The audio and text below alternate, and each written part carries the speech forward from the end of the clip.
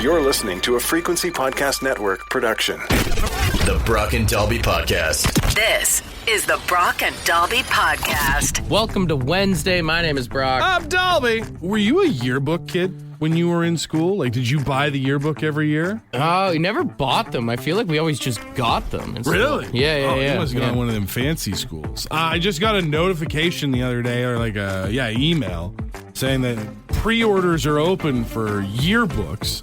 And my grade 5 and grade 3 student children are like, Dad, you gotta get us a yearbook. Well, dude, I mean, end of the year, that was the thing. You get everyone to sign it. That was dope. See, I don't know. Maybe it was just because of the Northwest Territories. I don't even remember the yearbook being a thing until I was like grade 7. Yeah, but there was also 8. like 7 kids that went to your school. Okay, our graduating class was 36 students and it set a record. 2 pages to flip through. That's about it. I just feel like I look back now. I'm in a Facebook group from Hay River that shows old yearbooks. Someone has all these pictures and they upload them every couple of days or whatever. And it's fun, I guess, to go down memory lane. But I just can't imagine looking at a picture of me when I was 8 years old and caring. You know what I mean? No, I do remember as a kid, because it's like, when you're in like the 2nd, 3rd, 4th, 5th grade, it's like the yearbook is filled with all the stuff of like the 7th and 8th graders. Yeah. So it doesn't even matter until you get to like 7th or 8th grade. Once really. you hit those things, and then you can start to be in some of the like club pictures and stuff like that. Sure. Although I will say, I did recently look at my grade 12 yearbook where you get the whole write-up with like your parting words and your favorite memories and stuff like that. I am going to do everything I can from now until my kids graduate to remind them that that stuff doesn't just go away, and it is cringe forever. I don't even remember what like my quote was. I do remember like for grade 8, it was like, what do you want to be in the future? And I just wrote Batman. You know what? Honestly, after some of the answers I saw from the class of 2001 at Diamond Jeunesse Secondary School, that's the best answer. It's great to go through the yearbook and look through at like what people said their future jobs are going to be, and you're like, shit, that kid's in jail now. The Brock and Dalby Podcast. The Brock and Dalby Podcast. Vegas is the capital of running away to get married. They have a number of chapels all up and down the strip and all around the city, but also whenever there's a major event in town, you're going to find impersonators. Those two things came together, apparently, during WrestleMania weekend for a record number of wrestling-themed chapel weddings. Oh, dude, no way. They were having, like, impersonators of different famous wrestlers. I saw some Shawn Michaels. I saw some Undertakers. Saw some female wrestlers as well, like Chyna. And they were getting married, wrestling fans. That's so sick that rather than like, here comes the bride could come out to Triple H's theme song, do the water spit and everything, come down the aisle. Dude, like, just imagine being the fella, the groom. You're standing up at the altar. You're looking down, waiting for the love of your life to walk the aisle. And all of a sudden you hear... she comes out flipping everybody off. I saw one video of a woman, like they sealed the deal. The impersonator, Shawn Michaels impersonator, goes, "You may now kiss the bride." They do a little peck, and then she straight up kicks her husband in the stomach and gives him a stunner. That's sick. That's how you know that you're going to be together It forever. would have been awesome if someone had done like, do you have 2 words for her? See, the problem is, though, is because you'd be expecting a really romantic I do, but wrestling fans have the maturity level that you know the guy's going to be like, suck it! I mean, some guys are probably hoping for that, but... Dude, instead of having a ring bearer, you just have the rings suspended above the altar. You like have a ladder match? You have to meet at the top of a ladder to take them down and exchange them. Dude, putting each other through a table would be good. Dude, a Bill's Mafia wedding. How has someone not done that yet, you know? That would be great. What I love about that is everybody would be in sweatpants. Yeah. What a fantastic dress code. Best wedding of all time. Everybody shows up, you're comfortable, there's a tailgate an hour before the ceremony starts, you're all liquored up, and at the end of it, the loving bride and groom go through a table. And then they shotgun a beer to cement it all. The Brock and Dalby Podcast. We're talking about themed weddings here. We've got Quentin on the phone. What's a cool themed wedding idea? Man, SpongeBob would be friggin' awesome. I'd love to see myself dressed up as SpongeBob and see my best man beside me just dressed up as Patrick. The priest asks you, like, do you want to take this woman? And you go, I'm ready. I'm ready. I'm ready. Yeah. And then all you have is burgers. Yeah. You've got Krabby Patties for the family you like and Plankton Patties for the ones you don't. Yeah, for the in-laws that you don't like. I just thought of the officiant standing at the beginning before anybody's come out, like everybody's seated, you're waiting. And all of a sudden the preacher's like, "Are you ready, kids?" Aye, aye, Captain. That would be amazing. That'd be so good. Someone said a haunted house idea where it's like the guests have to walk through to get to the ceremony. Imagine like your parents missing your wedding because they got stuck in a hall of mirrors. Well, because they didn't want to go through either. Yeah. They got freaked out. Like, I can't. I wish them well. Here's a toaster. I'm not going in there.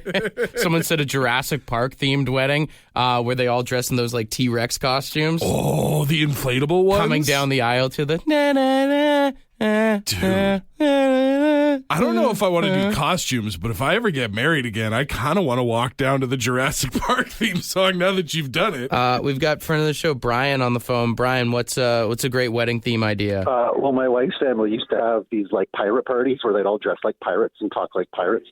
This was really when I was new too. Like I was just the boyfriend. And then you just showed up one day and they're like, "Yar."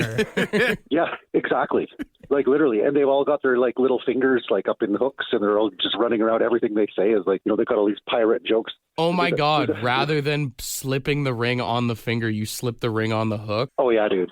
I mean, it obviously worked. I mean, I married her, so. And if anybody has anything or any objections to say during the wedding, you make them walk the plank. Absolutely.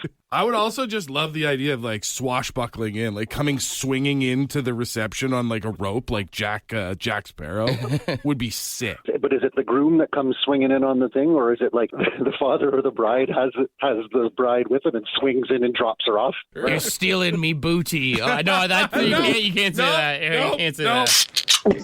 The Brock and Dalby Podcast. Did you know the singer of Korn has his own dog apparel company? Jonathan Davis? Yeah, you know how they have that song Freak on a Leash?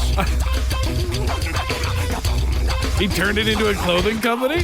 For dogs. That's amazing. Yeah, they sell collars and jackets and stuff for your dog. Are they like really like spiky, like punked out kind of Oh things? yeah, they're all leather. Yeah, Sick. Yeah. That's actually really cool. I'm honestly surprised nobody has done this sooner. It seems like a good idea. I mean, next, Jonathan Davis should do Coming Undone bras. Oh, also super spiky, but just in the back. Yeah. It's like a defense mechanism. I was thinking like more bands should do kind of gimmicks like this. I mean, with the dog thing, like, I don't know how Ozzy Osbourne never opened like a series of doggy daycares called Bark at the Moon. You're just asking to print money at that point. People would come specifically to spend their money with Or like a Pantera dog walking service just called Walk. That would be great too. Or even if Pantera put out an app that was like a footstep tracking like program and just called it Walk, so many metalheads would sign up for that. People would subscribe. You would make a lot of money. Or like even imagine how many metalheads would suddenly find themselves looking for the pampered treatment if Slayer opened a spa called Dead Skin Mask. Yeah. People would go to that. Hell yeah, dude. Honestly, they would. Or what's that band,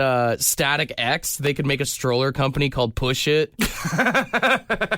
That'd be sick. Dude, Bush releasing their own AI assistant called Machine Head. Yeah. I mean, ZZ Top, Sharp Dressed Man, like they should have opened up a business a long time ago. I mean, that's about as easy money as like a Def Leppard 1 hour photo. Yeah. Or even for ZZ Top, I was thinking like a fertility clinic called Gimme All Your Lovin'.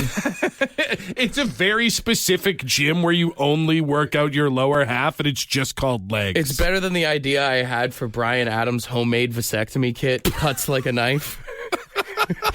I don't know if that one's going to work out. This is the Brock and Dalby Podcast. One of the real highlights of watching the game last night was watching with my girlfriend Courtney and her continuously calling Derek Lalonde on the Sportsnet panel Uncle Fester. That's just me. He looks like an evil villain, man. I mean, listen, just because she's right doesn't mean that it's okay. She asked me last night, she's like, what's that guy's name? I'm like, Derek Lalonde. And she said something that blew my mind. She goes, he doesn't look like a Derek. God, he doesn't. He doesn't. He doesn't look like a Derek. Like, if you were reading a book and the character's name is Derek, I feel like you have a certain image in your brain and it's not that guy. Well, I think part of the problem is that one of the most famous Dereks I can think of is Derek Zoolander. So when you say Derek, I kind of get almost like a little bit of like a model-y vibe to my head. I always think of, when I think of Derek, there's something like a little bit cool, maybe a little bit of a wild card kind of vibe to it, you know? Yeah. Like he'll get up to some stuff. Yeah, like Derek's like the kind of guy, like maybe he surfs, maybe he skates, maybe he's your friend that like you go to the bar, he picks up chicks. Like, Dude, Derek went to Spain last week. Did you hear about it? He just picked up and jumped on a flight. It was crazy. yeah, like that's Derek vibes. I do feel like your name, like I feel like you can look at someone and think like you look like a whatever. Like, Right. Like I get that a lot. Like I get when people call me Drew and then they find out that like my government name is Andrew. I hear a lot like you don't look like an Andrew. I don't feel like an Andrew. Yeah, you know what I mean? yeah. The name does have just over thousands of years of stereotyping. They have types. I mean, there is totally names that have stereotypes. I mean, there's the Karen, obviously, yeah, right? yeah, and yeah. I mean, I feel like most Karens are blonde. Maybe that shorter kind of haircut thing. And then there's the Chad as well on top of that, right? The tough guy, the bro-y type, the college frat boy. Absolutely, yeah. I think there's stereotypes with names, and I want to try something out here this morning. I want to see if we can describe people just based off of their names alone. Just see if we can put together sort of an encyclopedia of name stereotypes. Yeah, I like that. Is it bad to tell you that I feel like as a Brock, you should have bigger biceps? I feel like I should be way more jacked, you for sure. should be tougher than you are. The Brock and Dalby Podcast. All right, we were talking about how you can picture a person just based on their names. So we got everyone to text in their names to 762-555, and we're going to try and describe people based off of their names here. It's funny how, like, there are certain ones that are just universal. Everybody kind of thinks the same thing, but also how, like, people you've met in your own life can sway your thoughts on a name. I mean, Kyle's an easy one. It's a meme, the Monster Energy guy that likes to punch drywall, but I feel like Kyle's usually like a skinny guy. Yeah, A little bit wiry, kind of. I don't know that I would know a bigger Kyle. I think you're right. I think they're a little bit on the smaller, leaner side, and yet they're also a little bit of a wild card. Got a lot of Garys on the text line. I feel like Gary's a low-key guy. Good worker, keeps to himself. Gary will do your taxes, and you're not going to cheat the law or anything, but you're going to get back what you deserve. The kind of guy you're surprised if he blows a gasket. Yeah, honestly. Oh, man, Gary freaked out yesterday, and you go, oh, okay, so what did the other person do? Now, Bob, I feel like Bob is like a man. He's a real man. He's a handy guy. He's got kids. He's got grandkids. Probably tucks his T-shirt into his jeans. Bob gets work done. And when you need work done, you're lucky if you've got a Bob in your life. Bob exclusively wears work shirts. Bob does not have a casual section in his closet. What about Larry's? I feel like Larry's are cool, but they're ball busters. I feel like Larry is the opposite of a Bob. I feel like Larry's got nothing but casual in his closet. He's taking it easy. But I think you're right. I think if you don't come through, Larry's going to let you know that you screwed up. Got a few Kathys in it here. I feel like Kathy's that nice lady at your office. She's funny, but she still loves her family. Kathy is absolutely baked in the last 72 hours. Like, she has made a pastry of some sort in the last 72 hours. And if you're nice, you'll get to try some. Oh, got a Trish in here on the text line. I feel like Trish, she's that fun lady at the office. Trish can be the fun lady, but I've also known enough Trishes that Trish can mind her own business sometimes, you know? Sure. Marcel, I don't know why I picture Marcel being French and bald. The French part is because of the name Marcel, for sure. I also feel like Marcel has big uncle vibes. You know, like pull a quarter from behind your Uncle ear. Marcel, yeah. And not let you walk away until you're like, wow, Marcel, that was really cool. Brent likes to fish. Brent likes to fish. Brent is one of those working for the weekend guys. He's a hat guy, too. Oh, you think so? Big hat guy vibes from Brent. He's big on paperwork and big on putting it down at 5 o'clock. Joey, I don't know if this is racist, but I assume you're Italian. Joey owns a tracksuit. At least one tracksuit. I assume if your name is Joey, Anthony, Tony, Right. like you're Italian for you sure. You maybe have grown out of it, but you ran in at least a bit of a gang at some point. Not even a gang, but like you are super hardcore Italia at all times. The Brock and Dalby Podcast. The Brock and Dalby Podcast. I got my mind blown yesterday. I know that there are a lot of actors from overseas that are famous in North America for playing North American characters, and you can get surprised to find out an accent. Dude, the guy from House, when I heard him talk for the first time, that blew my mind. That's one of the ones that I actually wanted to talk about today, because I found one yesterday in an interview I was shocked. Let me see if you recognize this voice. English are exposed much more to American films and therefore how Americans sound than the other way round. Does that sound familiar to you at all?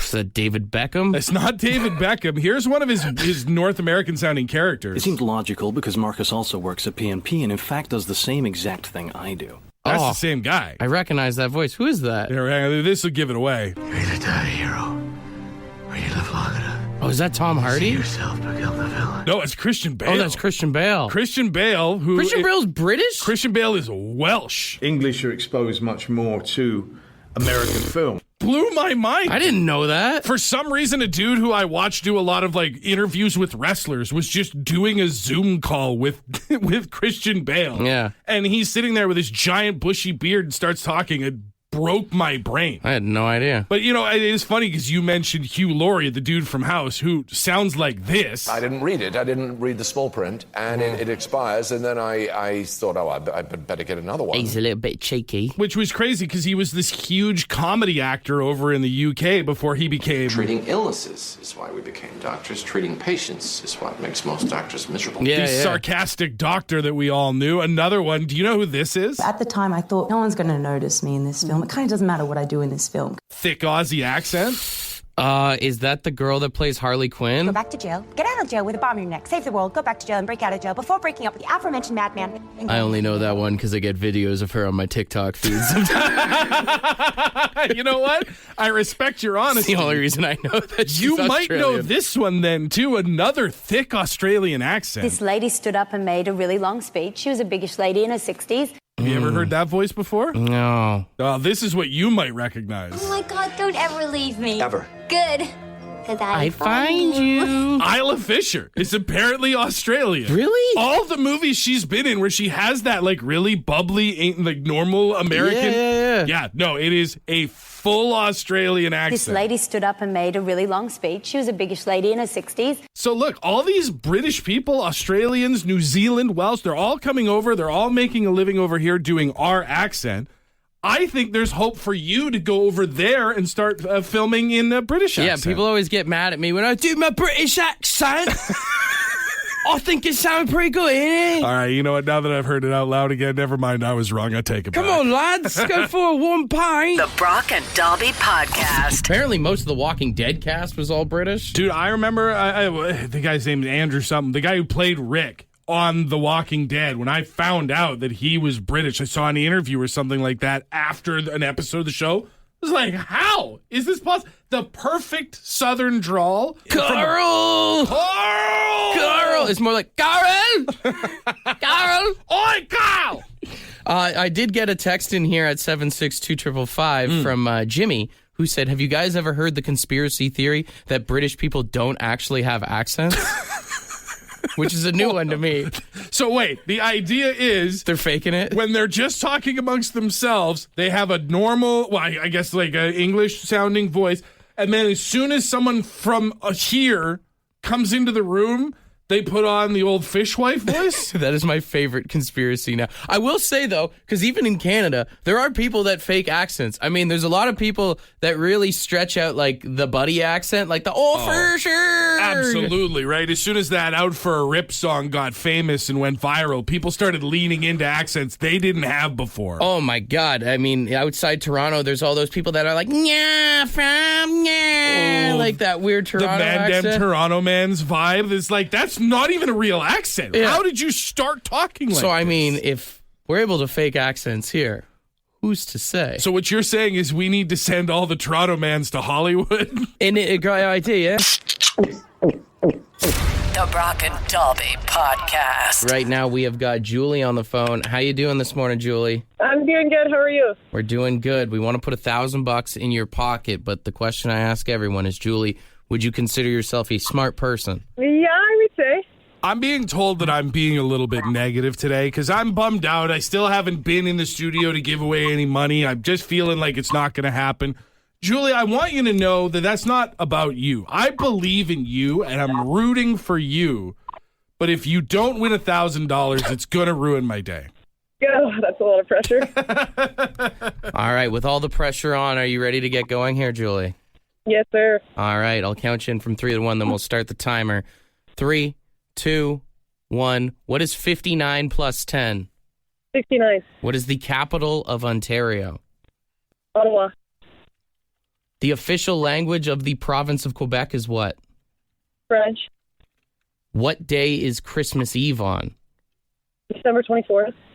What is the tallest mountain in the world? Everest. Which planet is known as the Red Planet? Mars. What instrument does Gene Simmons play in the band Kiss? Bass guitar. K is the symbol of what element? Potassium. In the movie Jaws, what animal attacks people? Shark. And finally, what month comes after April? May. All right. With about 10 seconds left to spare, she finishes up there. A lot of time to spare. You flew through those, Julie. How are you feeling? I'm feeling pretty good. Okay, I just want to double check with you, Brock. Mm-hmm. You heard this answer, correct? I did hear that answer. Unfortunately, Julie. No. You went 9 for 10. If you had to look back, which question do you think you got wrong? Capital of Ontario or the K element? The K element is potassium. You actually nailed that, but the capital of Ontario is Toronto. No. The capital of Canada is Ottawa. Oh, man. But unfortunately, the crossing of those two wires is going to cost you $1,000. You know, Ottawa screws over so many people on a regular basis, and they screwed you over this morning. I apologize for that. That's okay. Oh, well, you're not getting $1,000, but you did get a geography lesson this morning, all right? I did. All right. Take care, Julie.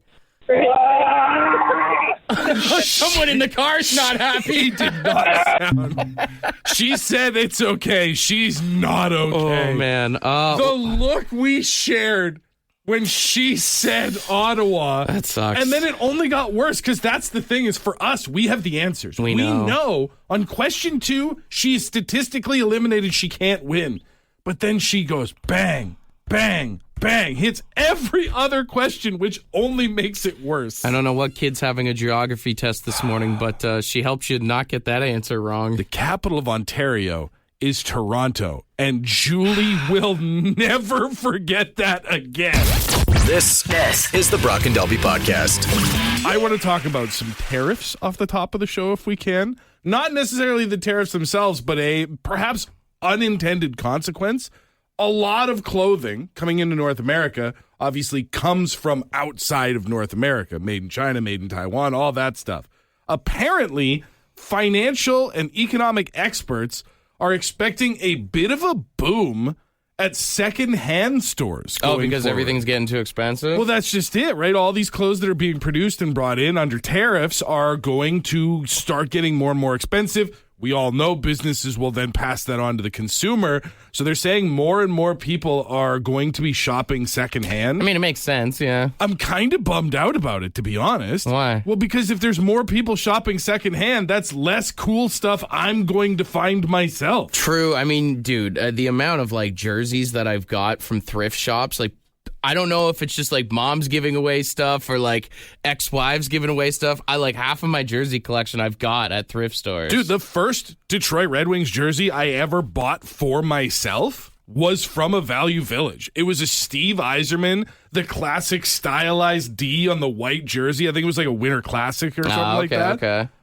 For $40. Like a classic case of like, you don't know what you've got here. I have never bought an actual suit from a suit store in my life. Oh. Every time there's a wedding coming up or what, a funeral even, I go to Value Village. And dude, I've got like Calvin Klein suits, Hugo Boss. I've got these nice. I was at a wedding one time and a guy had the same suit as me. And he told me he paid $500 for it. And I was like, dude, I got this for $60 at Value Village. $60, like, and you could theoretically just take it back and be like, here, take it back. Yeah, Sell it again. Yeah, I don't know if it's a dead man suit, but it looks good on me. Like, if you don't ask questions, you don't get answers you didn't want to hear. Yeah, you can find some sick deals at those thrift stores. And not even just clothing. Like, even like, listen, fun like party hack, the next time you and your friends are getting together for a big like round of golf or some sort of like gathering or tournament or whatever, go to Value Village or any other thrift store. I'm actually not a huge Dude, Value me and my Village guy. buddies do that golf tournament every summer. And a couple of years ago, I went to Value Village and I literally bought it was a rooster. And we spray painted it gold. And it's the golden, tournament. Absolutely. You can find just sort of random items like that. You can find trophies from different people's like lives. You can find wedding dresses, which is kind of sad. But I mean, hey, if you're low on cash. Honestly, that's even if you've got kids that are going to be going away to college this summer. Secondhand stores, you can find all the housewares that you could possibly. They're not going to be the best. Thinking on the wedding dress thing, though, I mean, I wouldn't buy it. I mean, no? It's probably a bad omen if it ended up at the Salvation Army. Well, that's true. And also, I just don't think you'd look great in white. I just don't think that's your color. It's a little bit rude, but okay. The Brock and Dalby Podcast. The coolest thing I got from Value Village was a 2010 gold medal hockey jersey, and it has the Vancouver 2010 logo on it. I always wonder because I've found a few jerseys, like I said, at like Value Village Salvation Army, and it's like, do you think the guy was getting rid of it, or do you think his wife was getting rid of it? Yeah. 100% wife. Do you think they know that they were donated? I don't even think they know they were donated. I wonder how much stuff at those thrift stores is like from divorces. Right. You know something? I got to say at least 40%. 40% divorces, 20% dead people, and then, I don't know, what's the rest of the math? It's just actual donations? At least 20% of that is garage sales that didn't sell out. Yeah, Just put it in a box and take it to the donation bin. Like those stretchy jeans. Yeah. It's either voluntary dead man's clothes or sad man's clothes. The Brock and Dalby Podcast. The Brock and Dalby Podcast. Would you rather Wednesday? Would you rather Wednesday? All right, first one in here. It says, would you rather have hiccups that would not go away or an itch that you cannot scratch? I think I throw myself off a bridge. That sounds awful. I think I would rather take the itch one. I mean, it's more brutal, but like the hiccups just for our job, like wouldn't be able to do it. I don't know, man. I think I would rather do the hiccups. I think I could get used to it. I think people listening could get used to it. But like, I'm maybe a month and a half away from getting my first mosquito bite. I'm going to go nuts. Now I have an itch that permanently lives with me. I'm going to claw my skin off. Well, think about it like this. If you have the itch that you can't scratch, you have a permanent excuse on why you're an a-hole. Just why you're grumpy all the time? Yeah. I think I have the same thing if I have the hiccups. If I have the hiccups, I've got a good reason to be upset. Someone said, would you rather find out your parents are terrorists or that your mom stole you from the hospital? Damn, I mean, probably the stole you from the hospital thing, right? Like, if your parents are terrorists, that means they're pretty horrible people. Yeah, but you could write a book. You could make a lot of money about it. You could get a sweet Netflix documentary or something. My brother, if I've been kidnapped from a hospital at birth, Netflix is begging for my story. I can tell that too. Yeah, but without having to worry about the relatives and descendants of the people my parents terrorized coming for me. True. That is true. I don't want revenge. Someone said, would you rather win the $1,000 minute or your favorite team win the playoff series? I mean, legally, I can't partake in the $1,000 minute, so of course I'm taking my favorite team winning the playoff series. But essentially, what this is boiling down the question: would you rather $1,000 or watching your team win the playoffs? Is a Leafs Stanley Cup worth $1,000 to you? If I can guarantee that I know the Leafs are going to win, then I go to Bet365, BetMGM, and I put it all on the Leafs, baby. Screw that $1,000. It's always a loophole with you. You're always just answer the question. Would you give up $1,000 for a Leafs Stanley Cup? No. There you go. No. That's the answer. No. I'm too broke. Someone said, would you rather lose the $1,000 minute by getting 0 out of 10 on trivia or 9 out of 10? I think 9 out of 10. I was going to say the 0 out of 10 because, man, the sting of just missing one. But at least you can take solace in, like, I knew 90% of these questions. If you get 0, like, you might actually have to go see a doctor to see if you're okay. I mean, but I think if you get 0, then it's like, you're like, it didn't even matter. Like, I didn't even have a chance. But when you get 9 out of 10, you're like, so it's like hitting the post in overtime. No, listen, there's much more stress and sadness for going 9 for 10. But again, if you go 0 for 10 on a trivia question, a set of trivia questions essentially built for children, you may have a brain injury that is much more serious than the $1,000 to worry about. Sure. All right, what's one that we can wrap up with here? Would you rather have a neck the length of a giraffe or legs the length of a giraffe? Oh, I think probably legs.